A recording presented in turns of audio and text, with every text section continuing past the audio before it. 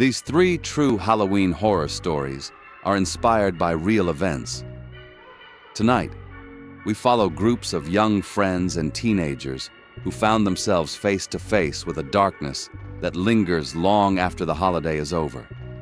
First, a chilling discovery in the Louisiana woods unleashes a series of threats that terrorize a town for 15 years. Then, a local ghost story in Pennsylvania becomes terrifyingly real when a phantom trick-or-treater leads three friends to a forgotten tragedy. And finally, a mysterious radio broadcast in Virginia lures a teenage girl to an abandoned theater for a silent, menacing encounter. It's a reminder that sometimes the most terrifying monsters aren't wearing costumes. They're waiting for you to come find them. Subscribe and turn on notifications so you don't miss what comes next.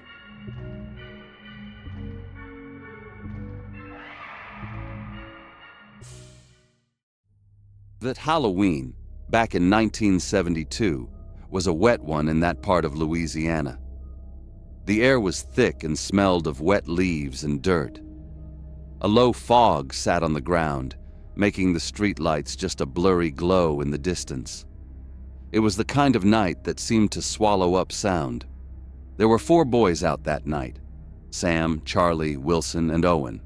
They were all middle schoolers, around 12 or 13 years old enough to feel brave, but too young to know any better. They were on their way home, their plastic pumpkins full of candy that made a crinkling sound with every step they took. They were taking a shortcut along the edge of the woods, a path their parents had told them to stay away from. Sam, the oldest, had the only good flashlight, and he cut a white line through the dark. The usual chatter between the boys died down the deeper into the trees they went. Soon, the only sound was the squish of their sneakers in the mud. Every time a twig snapped underfoot, all 4 of them would jump. The trees were so thick that the lights from the neighborhood houses were gone. It was just the 4 of them and the beam from Sam's flashlight bouncing around in the dark. He was acting brave, shining it up at the branches, making them look like they were reaching for them. Then the light stopped on the old oak. Everyone in town knew that tree.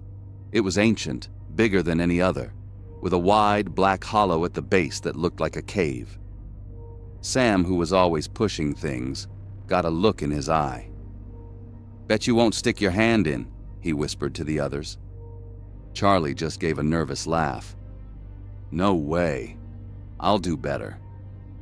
He took the flashlight from Sam and walked right up to the hollow. He was putting on a show for the others, trying to act tough. He pointed the light inside, and the other 3 boys leaned in to see.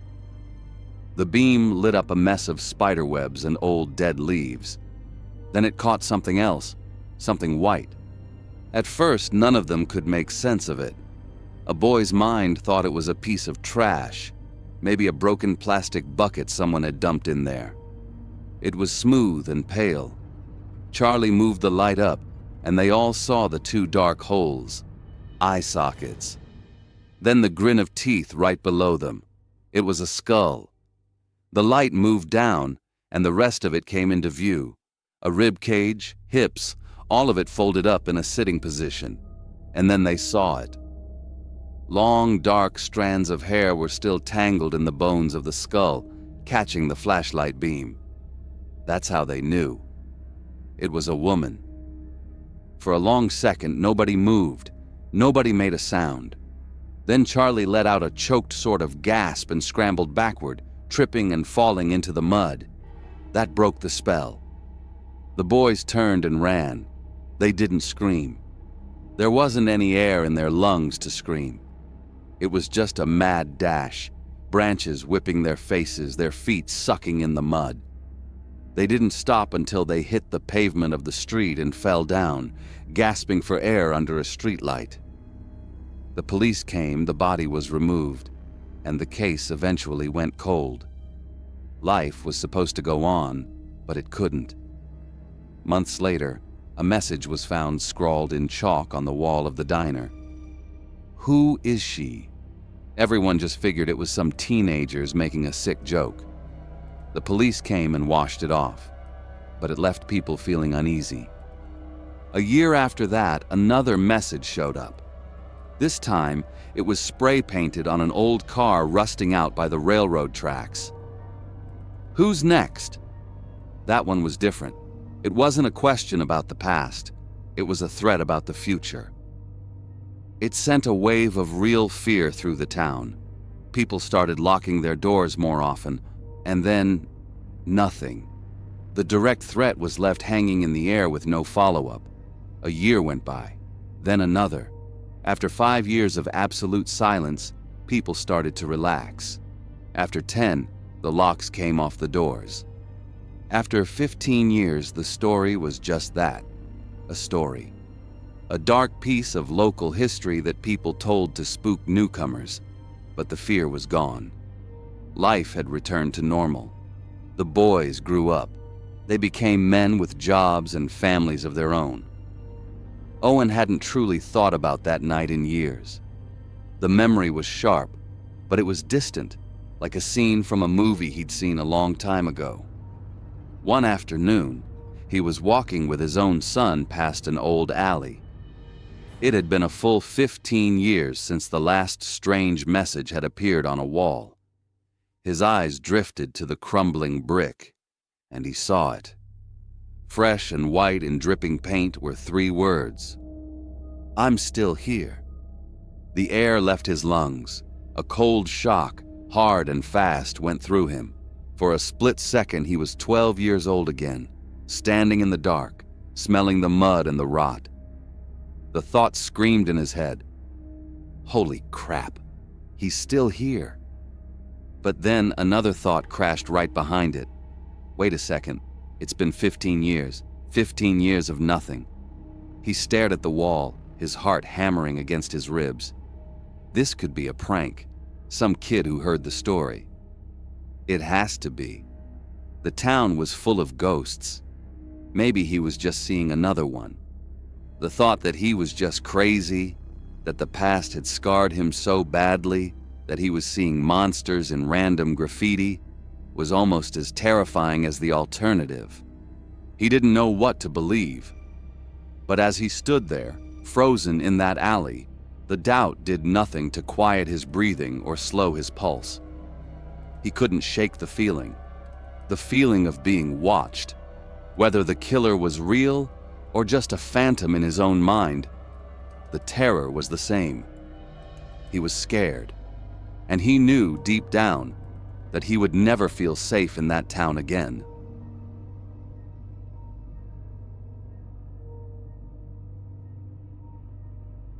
In that part of Pennsylvania, the towns are small and the woods are big. Halloween wasn't just a holiday. It was a serious piece of business. Every house had decorations, and every kid knew the story of the phantom trick-or-treater. It was a local legend, the kind of thing people tell to give the town some flavor. The story went that a little girl in a witch costume, lost years and years ago, would show up on Halloween night. She wouldn't speak. She'd just take candy left out on a porch and disappear back into the trees.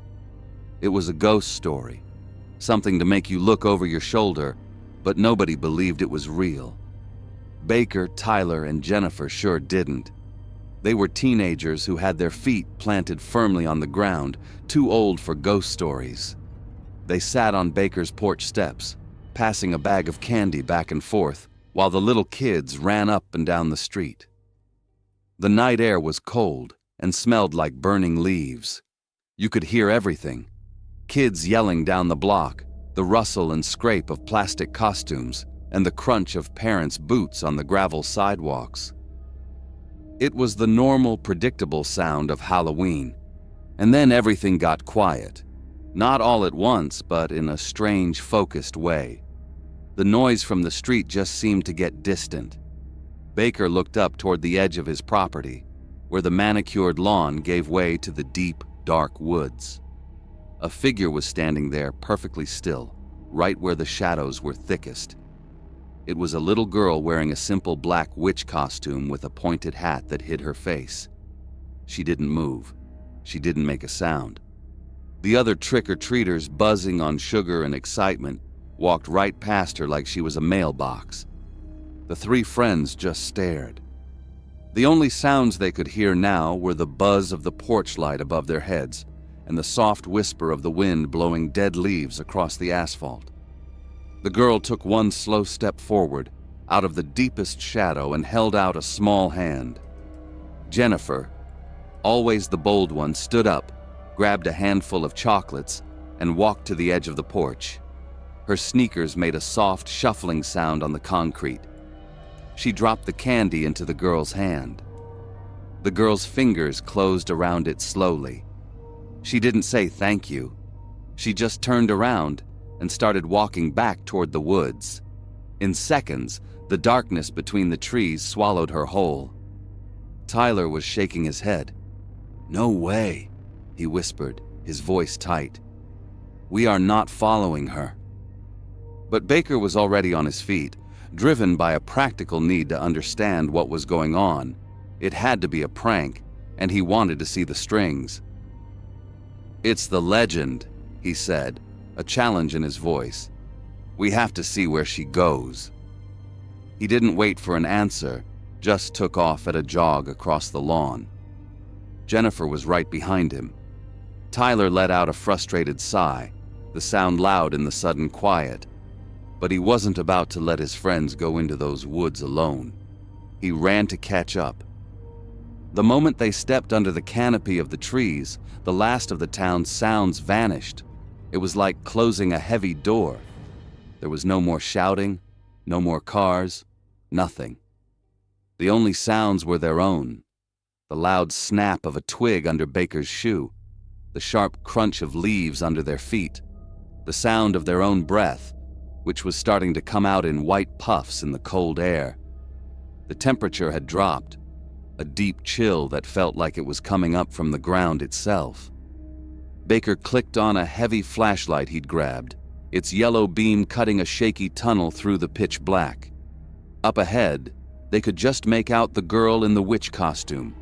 She moved without a sound, a gliding shape that never seemed to get much further away, but never let them get any closer. She never once looked back.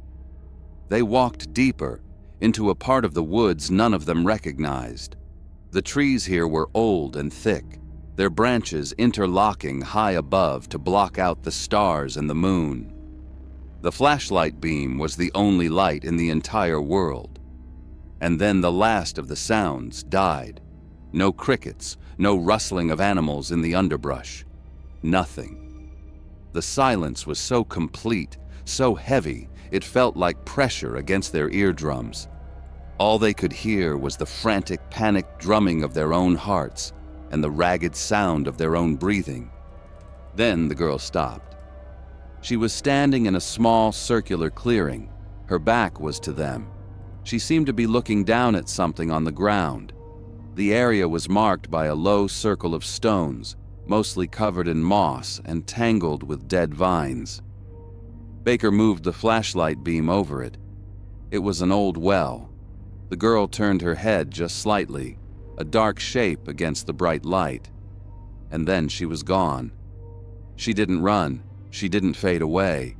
One moment she was standing there, and the next, the space was empty. The three of them stood frozen, the cold air burning their lungs. Fear, real and sharp, had settled over them.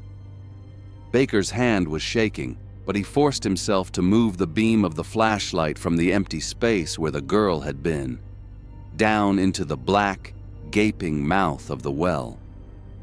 The light sliced through the darkness, hitting the slick, mossy stones of the wall and then the murky, still water at the bottom. And then they saw it. Bobbing gently near a rusted pipe was a small object. It was a child's plastic shoe, the cheap kind you get with a Halloween costume. Next to it, half buried in the silt and grime, was a small tin lunchbox, its metal sides dark with rust. They didn't scream. They just backed away slowly, then turned and ran. They crashed through the woods, not caring about the branches that whipped at their faces or the noise they made. They just ran until they burst out of the tree line and back into the familiar, welcome light of the street lamps. They ran straight into Baker's house, gasping for air, their faces pale. Baker's parents were in the living room, and the three teenagers tried to get the story out between ragged breaths. At first, the adults thought it was a Halloween prank, kids high on sugar and ghost stories, letting their imaginations run wild. But then Jennifer's dad, who was a cop, came over to pick her up. He saw the look on their faces and knew it was more than a joke. He sat them down and listened to every detail, his professional skepticism slowly eroding as they all told the exact same impossible tale. He was still ready to dismiss it, right up until they described the shoe and the lunchbox. That's when his expression changed. He went out alone. When the back door finally opened again, he stumbled in, his boots covered in mud. The color was gone from his face. He looked straight through the kids, his eyes fixed on something they couldn't see. He picked up his radio, and the voice he used was flat, all the authority shocked right out of it. It was the voice of a man reporting a fact his brain refused to process. The next day, the town's ghost story became a police investigation. The yellow tape and heavy equipment were real, the well was real, and the body they pulled from it was tragically real. It was all a straightforward, explainable tragedy. Except for one part. Baker, Tyler, and Jennifer don't believe in ghosts. To this day, they will tell you that. They are sensible people. They tried to explain it away for years. A prank that coincidentally led them to a forgotten well. A shared hallucination. But no real-world explanation ever fit. How could a prank know where to go? How could three people have the exact same vision? They were left with the impossible truth. They don't believe in ghosts, but they swear they saw one. They live in a world governed by cause and effect, but they were guided through the dark by something that shouldn't exist. The sightings of the phantom trick-or-treater stopped for good, but for the three of them, the story never ended. They were left with a cold, hard fact that science couldn't explain, and a memory that reason could never, ever erase.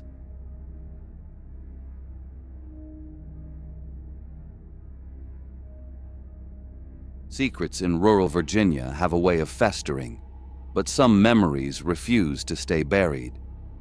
For a teenager named Lydia, one chilly Halloween night became a 2-year lesson in the kind of terror that never truly fades, twisting a local tradition into a profound and lingering question mark on her life.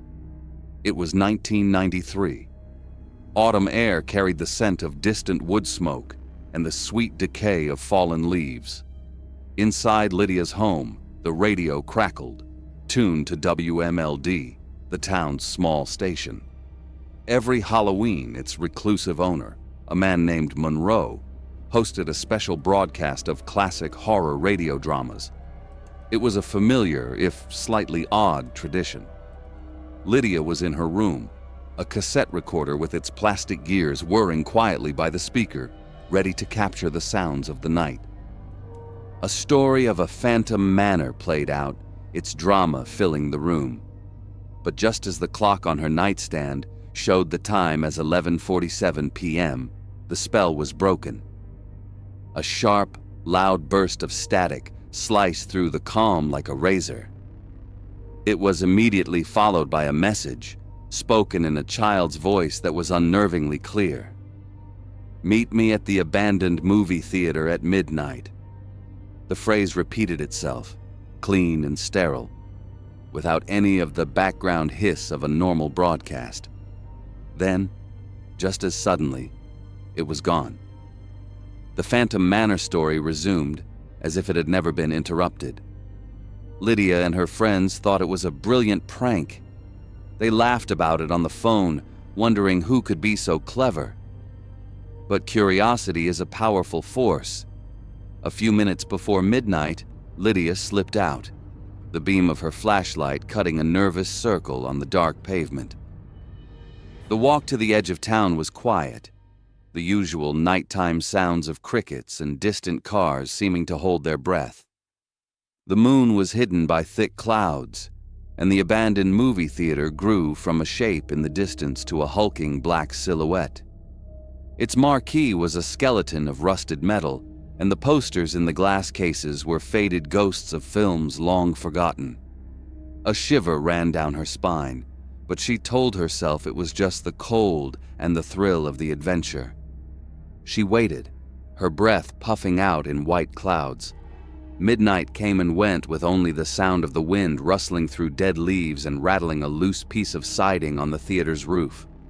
She did a full circuit of the building, shining her light into the shattered, empty eyes of its windows and the boarded-up main entrance. There was nothing.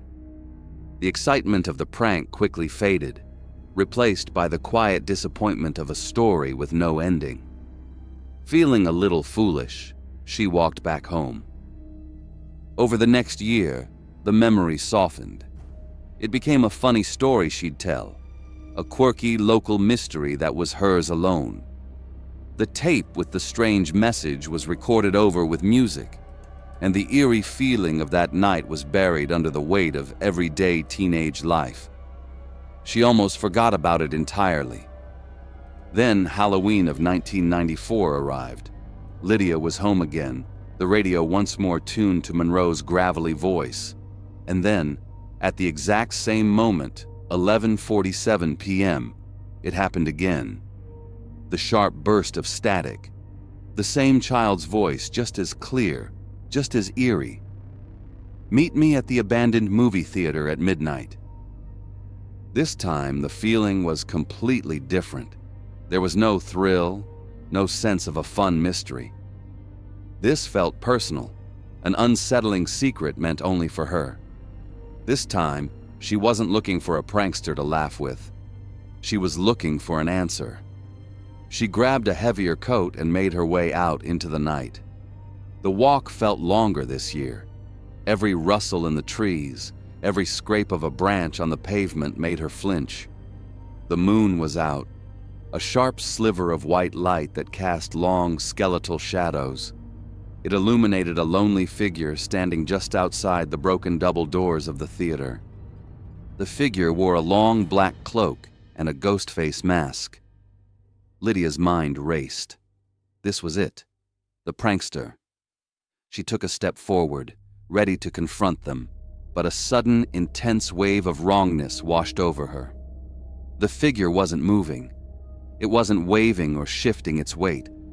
It was perfectly, unnaturally still, the cheap plastic of the mask catching the moonlight in a blank, distorted grin.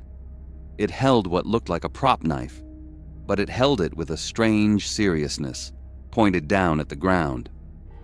Then its masked head tilted slowly to the side, a gesture of cold curiosity. In a smooth, deliberate movement, the figure raised the knife and began to walk toward her. It was a slow, gliding motion, and the most terrifying part was the silence. She could hear no sound of footsteps on the gravel driveway, no crunch of fallen leaves. Her rational brain screamed that it was a fake knife, a costume, a silly game. But her body didn't listen. A deep, primal fear took over. Her heart began to hammer against her ribs, a frantic drumbeat of terror. She didn't stay to see if the walk would turn into a run. She turned and fled, her feet pounding against the cold asphalt, her breath catching in her throat like a sob. She ran faster than she ever had in her life, not daring to look back. The broadcast never happened again. No news stories ever appeared.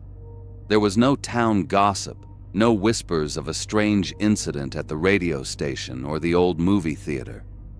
The event simply vanished into the silence of the past, a secret Lydia never shared with a single soul. She would lie awake for years, replaying those 2 Halloweens, trying to decide what was real. Was it just a prankster who took a joke too far? Or was it a real threat she had barely escaped?